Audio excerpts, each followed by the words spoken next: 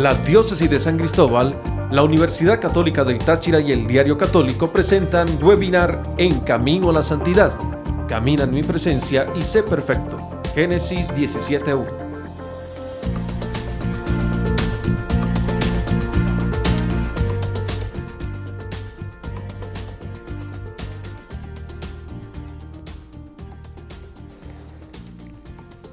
Queridos amigos,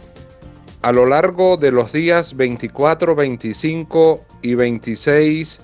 de noviembre de este año 2021,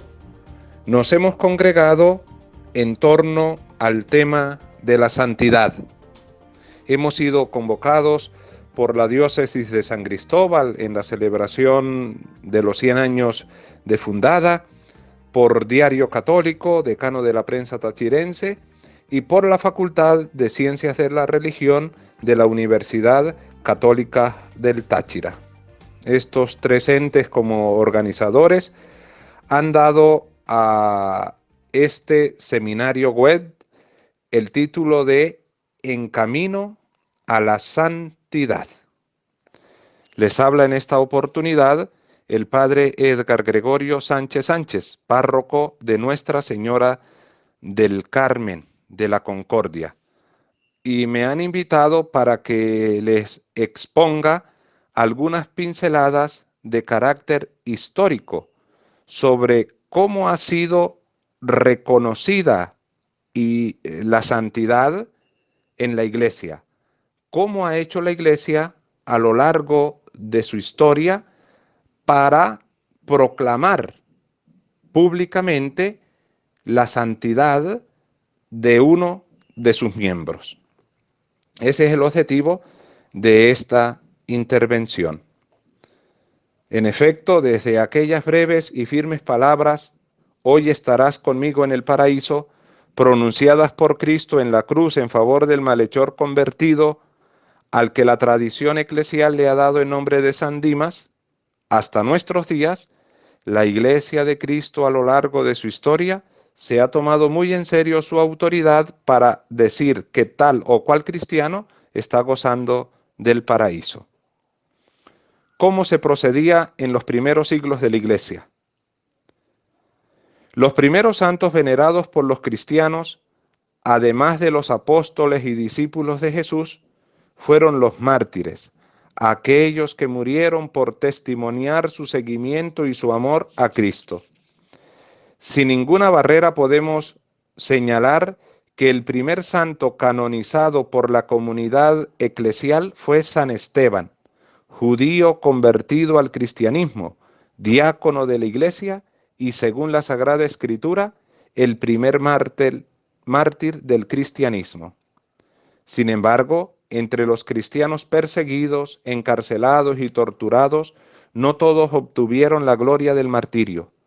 Muchos otros que dieron testimonio de la fe ante los perseguidores sobrevivieron y se les llamó confesores. También en los primeros años gozaron de estima y respeto muchos apologetas que se caracterizaron por la defensa intelectual de la fe ante las herejías y progresivamente fueron admirados y venerados por sus comunidades, no tanto por su condición de apologetas, sino que coronaban esta peculiar característica como mártires o confesores. Al pasar el tiempo surgen nuevos modelos de santidad. Entre ellos, el más común fue el de los ermitaños, distinguiéndose por su vida de ascetas que, abandonando el mundo y sus placeres, optaron por vivir en el desierto y en lugares de privación, iniciando así una nueva forma de imitar a Cristo. Al inicio, la fama de santidad de los primeros cristianos era examinada por los obispos de la iglesia local. Se examinaba la muerte de los mártires para demostrar la suprema imitación de Cristo y el testimonio más alto de la caridad. Examen que debía comprobar principalmente la aceptación voluntaria de la muerte violenta por amor a Cristo por parte de la víctima, el odio del perseguidor a la fe o a otra virtud cristiana, y el perdón de la víctima que imita el ejemplo de Jesús, el cual sobre la cruz invocó la misericordia del Padre para sus asesinos. Y se examinaba la vida de los confesores y la de los ermitaños, no con el esquema exhaustivo de investigación sobre cada una de las virtudes como se hace actualmente, teologales, cardinales y anejas, sino según la manifestación prevalente del Espíritu en la vida del confesor, ya que a algunos el Espíritu había concedido el espíritu de vida ascética, a otros el poder taumaturgo, a otros la virginidad, a otros el poder contra el maligno, etc. Así gradualmente la Iglesia llegó a venerar a los cristianos no solo por la ejemplaridad de sus muertes, sino por la ejemplaridad de sus vidas. El culto a los santos, es decir, la celebración de su memoria, la veneración de sus reliquias y la confianza en su intercesión, es tan antigua como los mismos santos. Los cristianos introdujeron una variante totalmente distinta a la del mundo para celebrar a sus héroes. No lo celebraban el día de su nacimiento para el mundo, sino que lo celebraban el día de su muerte y renacimiento. Este era el verdadero día de nacimiento, tal cual hicieron con Esteban los primeros cristianos, los cuales recogieron devotamente su cuerpo, lo sepultaron y guardaron luto por él. También lo siguieron haciendo con el resto de los mártires. En efecto, los cristianos recogían devotamente los cuerpos de los mártires, los guardaban en urnas y los depositaban en las catacumbas o en tumbas secretas. En el día de nacimiento, celebraban una reunión litúrgica en torno a sus restos. La fe profesada por aquellos cristianos tenían en el cuerpo alma una bella concepción de unión y amor esponsal, la cual profesaba que el Espíritu del Santo, aunque está en el cielo, su cuerpo y su alma son esposos, y sólo están temporalmente separados en espera de la resurrección. Eusebio de Cesarea, santo que vivió en el siglo III, en su célebre Historia Eclesiástica, nos hace llegar la carta circular de la iglesia de Esmirna que nos describe la celebración del Dies Natalis, día de nacimiento, día del martirio de San Policarpo, discípulo de San Juan Apóstol, el cual sufrió el martirio hacia el año 155. Y dicha carta nos presenta el propósito de los primeros cristianos al celebrar la fiesta del santo. Finalmente nos dice: hemos reunido sus huesos, los cuales son más queridos para nosotros que las piedras preciosas y más puros que el oro, y los hemos colocado en donde era importante que reposaran. Y si es posible para nosotros reunirnos de nuevo en asamblea, quiera Dios concedernos celebrar el aniversario de este martirio con alegría, de manera que recordemos la memoria de aquellos que lucharon en glorioso combate y enseñar y fortalecer con su ejemplo a aquellos que vengan después de nosotros. Este es el bello testimonio que nos da San Eusebio de Cesarea sobre el martirio de San Policarpo, que fue discípulo de San Juan. Si San Pablo había comprendido el poder de intercesión de la oración de los vivos y pedía a sus hermanos que lo ayudaran con sus oraciones, con mayor certeza los primeros cristianos, como lo enseña el libro del Apocalipsis, también pedían esa ayuda a los santos que habían lavado sus vestidos en la sangre del Cordero y que ya gozaban de la visión beatífica de Dios. Este asunto lo comprendieron y lo enseñaron los padres de la Iglesia, entre ellos San Agustín, manifestando que quienes honran a los santos debido a los dones sobrenaturales que les habían sido dados por Dios, están honrando al mismo Dios, como el único dispensador de los bienes sobrenaturales. Además, esta honra que se le da a los santos llevaba el poder del santo de interceder en favor nuestro. Así como nosotros acá en la tierra rezamos, oramos, intercedemos por nuestros hermanos, también nuestros hermanos del cielo tienen entonces, por don divino, la facultad de interceder por nosotros. El mismo San Agustín sostenía que los milagros eran señales del poder de Dios y pruebas de santidad de aquellos por cuya intercesión se obraban. En el concilio de Calcedonia, en el año 451, ante la cruel muerte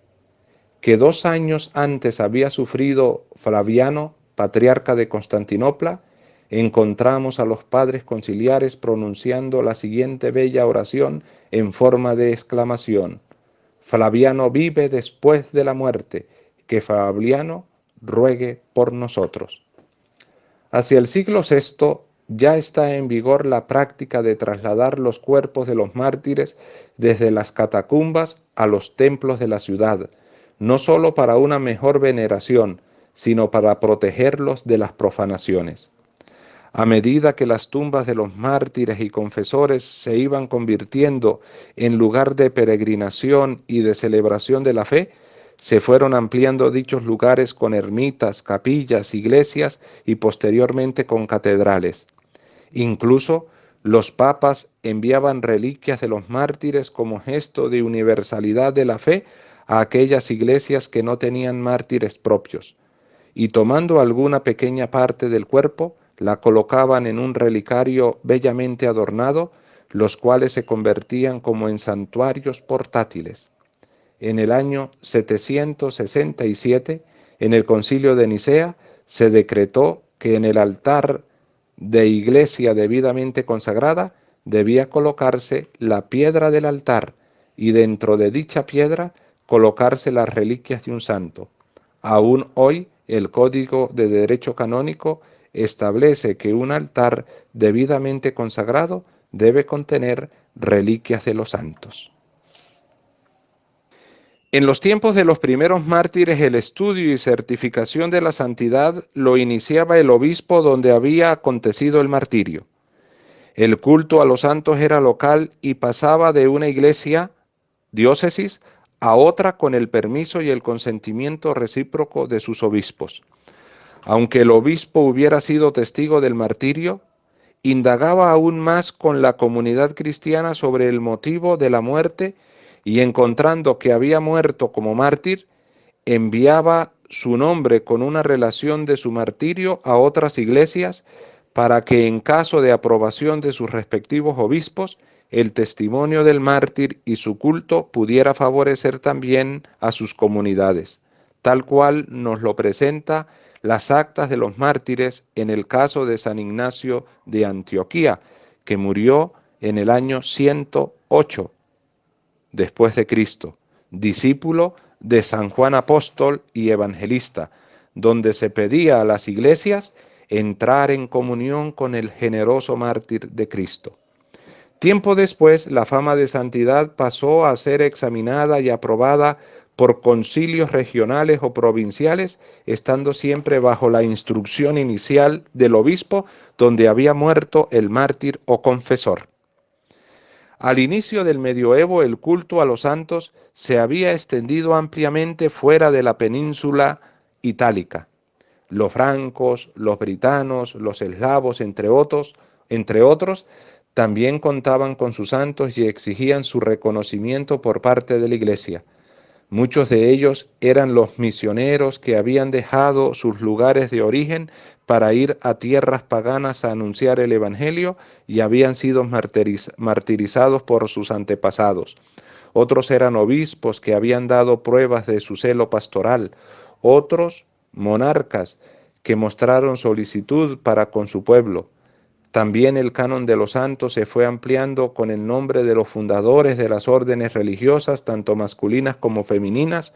cuyos votos de pobreza, castidad y obediencia sintetizaban la vida de Cristo y retomaban el espíritu de los ascetas y padres del desierto. Y en la medida que el cristianismo se extendía,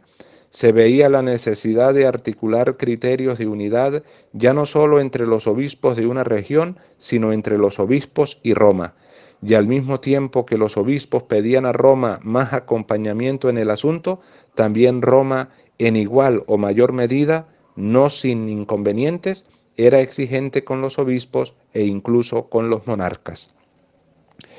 La competencia del Papa en los asuntos de la canonización se fue extendiendo de modo gradual.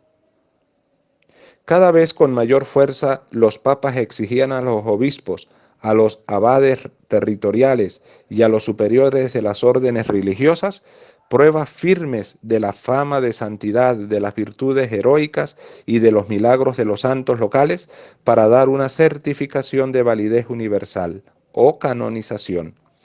Ya en el año 1170, el Papa Alejandro decretó que aunque en las iglesias locales los obispos instruyeran los procesos de beatificación o canonización, no se podía inscribir en el canon local los nombres sin la autorización del Papa, pero se debió esperar los decretales, el compendio de leyes eclesiásticas que el Papa Gregorio IX publicó en el año de 1234, en los que se afirmó la jurisdicción universal del Papa sobre las canonizaciones. De estos decretales, entre otras cosas de importancia para nuestro estudio, podemos referir dos casos. Primera,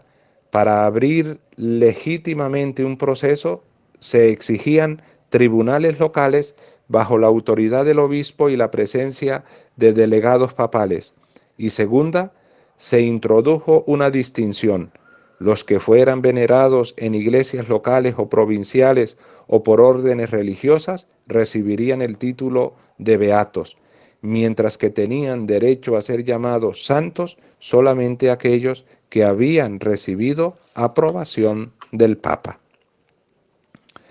En los tiempos llamados de la Reforma y Contrarreforma, algunos protestantes cuestionaron y otros rechazaron la devoción a los santos, y por eso el Concilio de Trento, que se celebró entre los años 1545 y 1563, vio la necesidad de reafirmar la doctrina sobre los santos que la Iglesia había heredado desde los tiempos de los apóstoles, a saber, la celebración de su memoria, la veneración de sus reliquias y el poder de su intercesión. El Papa Sixto V, siguiendo el espíritu reformador de Trento, con la Constitución In Mensa Aeternis Dei del 22 de enero de 1588, creó la Sagrada Congregación de Ritos y le confió la tarea de regular el ejercicio del culto divino y de velar por las canonizaciones, las reliquias y los lugares de culto a los santos. Años más tarde, el Papa Urbano VIII, en 1623, a través de una serie de decretos, reglamentó aún más los procesos por los cuales debían ser conducidas las beatificaciones y canonizaciones.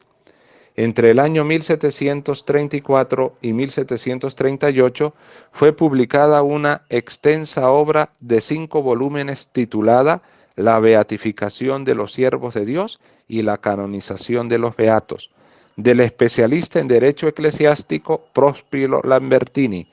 el cual formaba parte de la Congregación de Ritos y posteriormente sería elegido Papa con el nombre de Benedicto XIV, año 1740. Estos 5 volúmenes son incluso hoy día parte de la referencia bibliográfica más autorizada en el estudio histórico de nuestro tema. Así se llegó al año 1917, donde el reglamento para los procesos de canonización fue incluido en el Código de Derecho Canónico del año 1917. Desde el Concilio de Trento hasta el año 1917, casi a lo largo de 4 siglos, el procedimiento para las beatificaciones y canonizaciones había adquirido una gran reputación por la precisión jurídica en el derecho procesal con el cual eran llevadas las causas. En efecto, no solo se hablaba de tribunales, de jueces, de proceso, sino que el método jurídico era el que dominaba y se imponía en el estudio de la santidad canonizable. Sin embargo, otros aspectos que habían evolucionado considerablemente en los últimos tiempos, como la historia para el estudio y la redacción de las vidas, y la medicina para el estudio y la aceptación de los milagros y para el examen de los cuerpos y de las reliquias, no lograban abrirse paso en la rigidez jurídica del proceso y muchas causas se paralizaban. La teología también había evolucionado y quería abrirse paso, y desde ella se decía que si el propósito de la canonización era alcanzar una verdad teológica, saber si el candidato había alcanzado la glorificación, sin embargo, tanto la forma como el espíritu del proceso estaban totalmente subordinados a lo judicial, pero los aires de renovación tocaban la puerta. A lo primero que se le permitió la entrada fue a la ciencia histórica. En 1930, el Papa Pío XII instituyó una sección histórica para resolver cuestiones que el puro proceso jurídico no era capaz de resolver,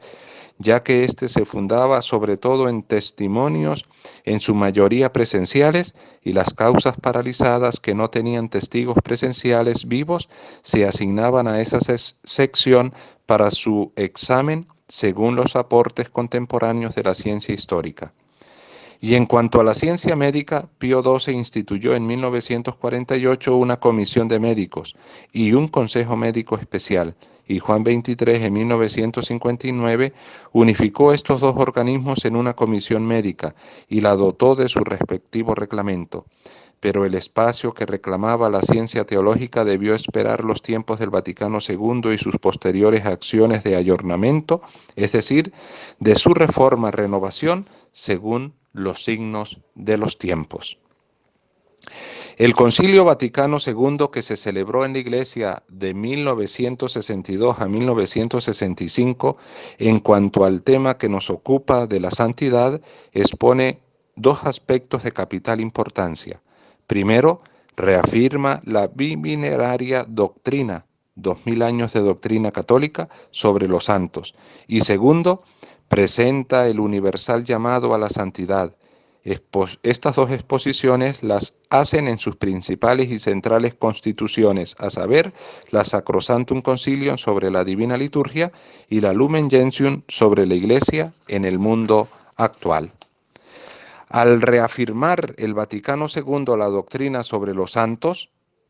confirma la validez del culto dado a ellos y la veneración de sus reliquias, ya que al mirar la vida de quienes siguieron fielmente a Cristo, nuevos motivos nos impulsan a buscar la ciudad del cielo. Y así como la comunión cristiana entre cristianos nos conduce más cerca de Cristo, así la comunión con los santos nos une con Cristo. También manifiesta el concilio que, venerando la memoria de los santos, esperamos tener parte con ellos y gozar de su compañía en el cielo, y gozar de su intercesión aquí en la tierra, por lo que conviene, pues, que en sumo grado amemos a estos amigos y coherederos de Jesucristo, hermanos también nuestros e insignes bienhechores. En cuanto a la exposición del llamado universal a la santidad, aunque no debe verse como una novedad en la historia de la Iglesia, sí debe verse el hecho de haber sido lanzado con un especial acento a que el concilio dedicó todo el capítulo 15 de la Lumen Gentium. A este llamado se puede responder de múltiples modos, dice el concilio, indistintamente del estado de vida, clérigos, religiosos, seglares, y cuando habla de los seglares de los laicos, refiere 3 grupos: los matrimonios y padres de familia, segundo, los trabajadores, y tercero, los que sufren, pobres, enfermos, perseguidos. Dice el concilio: Está claro que todos los cristianos de cualquier estado o condición están llamados a la plenitud de la vida cristiana y a la perfección del amor. Esta santidad favorece también a la sociedad terrena con un estilo de vida más humano. Y sostiene que quedan pues invitados y aún obligados todos los fieles cristianos a buscar la santidad y la perfección de su propio estado. Y señala que es esencialmente una misma la santidad de todos los cristianos. Cristo, que es el Maestro y el modelo, el Espíritu Santo, el motor, la caridad, la plenitud, los sacramentos, su fuente principal, el camino de la cruz, su manifestación más excelsa. Después del Concilio Vaticano II hasta nuestros días, los procedimientos para la beatificación y canonización se han actualizado con la explícita finalidad de agilizar y afinar los instrumentos de conocimiento y de juicio sobre la santidad canonizable y hacer más palpable el llamado universal a la santidad. Y una de las primeras medidas fue la apertura del camino de la renovación de los entes e instrumentos eclesiales encargados de las causas de los santos. Pablo VI, con el espíritu renovador del Concilio Vaticano II, se adentró en el asunto y dio algunos importantes pasos que podemos contar en tres. Primero, sobre la reforma de la curia romana, establecía que la Sagrada Congregación de Ritos fuera dividida en dos secciones, una que se ocupara del culto divino y otra de la causa de los santos. Segundo, unificó el proceso ordinario sobre la fama de santidad y el proceso apostólico sobre las virtudes heroicas en un solo proceso que se había mantenido rígido por más de 500 años y hoy día es la base de la actual investigación diocesana instruida bajo la autoridad del obispo. Y tercero, no conforme con el primer paso que había dado en 1967, Pablo VI tomó la sección de la causa de los santos de la Congregación de Ritos y la elevó a la jerarquía de congregación. Considero, decía el Papa Pablo VI, la necesidad de actualizar las leyes relativas a las causas de los santos según la mentalidad de nuestro tiempo, ya que el trato de esta materia exige nuevos estudios, nuevas atenciones y exigencias, y así se adentra la Iglesia en un proceso de reforma profunda según el espíritu del Vaticano II, que llegaría a concretarse en el estudio actual. ¿Cómo se estudia hoy en día la fama de santidad de un cristiano? ¿Qué método sigue la Iglesia para que con su autoridad pueda proclamar que tal cristiano ya goza de la gloria del cielo? Hoy día existen tres documentos claves para el estudio de la santidad canonizable. Primero, con la Constitución Apostólica Divinos Perfecciones Magister sobre la nueva legislación relativa a la causa de los santos, que fue promulgada por el Papa San Juan Pablo II el 25 de enero de 1983. Con esta Constitución Apostólica fueron abrogadas todas las leyes de cualquier orden que atañen a este asunto, y dando un soporte teológico a la nueva legislación con el Vaticano II. Las dos primeras citas de la Constitución son de la Lumen Gentium, la número 40 y número 50. En 3 capítulos y 17 artículos, Juan Pablo II presenta las líneas generales que han de orientar a la Iglesia en tan delicada tarea. Segundo, las normas servande, normas que han de observarse en las investigaciones que hagan los obispos en las causas de los santos, publicadas por la Congregación para la Causa de los Santos el 7 de febrero de 1983, en virtud de lo ordenado por la Constitución anterior. Tanto la Constitución como las normas servande privilegian el método histórico por encima del jurídico, y sin privarlas de rigor, da a la investigación una plataforma más teológica. Y tercer documento importante, Benedicto XVI, quien en el año 2005 estableció que el rito de las beatificaciones se llevase a cabo en la diócesis que había promovido la causa del nuevo beato, aprobó el 22 de febrero del año 2007 la instrucción Sanctorum Mater de la Congregación para la Causa de los Santos, documento que es una guía práctica y metodológica para la correcta aplicación de las normas Servande de 1983. Hoy día podemos decir que estos tres documentos, y en esa jerarquía, responden al deseo del Vaticano II de ver en los altares a santos contemporáneos y cercanos a nuestro tiempo y promover en el mundo actual, con dichos modelos de santidad, el llamado universal a la perfección. Bajo el pontificado del Papa Francisco se han reglamentado tres aspectos contenidos en las anteriores normativas y que aún faltaban por una puesta al día. Primero, las normas sobre la administración de los bienes de las causas de beatificación y canonización, que fueron aprobadas en marzo del año 2016. En la premisa de dichas normas se afirma que las causas de beatificación y canonización, que por su complejidad requieren mucho trabajo, comportan gastos para la difusión del conocimiento de la figura del siervo de Dios o beato, para la investigación diocesana, para la fase romana y finalmente para las ceremonias de beatificación o canonización, por lo cual es necesario reglamentar este asunto. Segundo, el reglamento de la consulta médica de la Congregación para las Causas de los Santos, que fue publicado en agosto de 2016, porque el milagro requerido para la beatificación de los venerables siervos de Dios y para la canonización de los beatos ha sido siempre examinado con el rigor más absoluto. Y tercero, la instrucción referente a las reliquias en la Iglesia, autenticidad y conservación,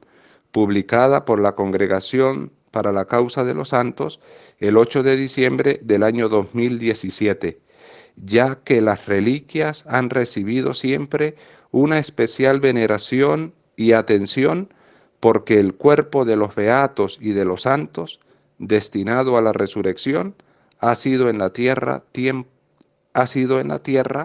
templo vivo del Espíritu Santo y el instrumento de su santificación. ¿Cuántas vías existen para el estudio de la santidad? Nos podríamos preguntar. Hoy en día existen 4 vías para estudiar la santidad de un cristiano. Primera, la vía del martirio, suprema imitación de Cristo y el testimonio más alto de la caridad, la cual comprende, como lo indicamos anteriormente, la aceptación voluntaria de la muerte violenta por amor a Cristo por parte de la víctima, el odio del perseguidor a la fe o a otra virtud cristiana y el perdón de la víctima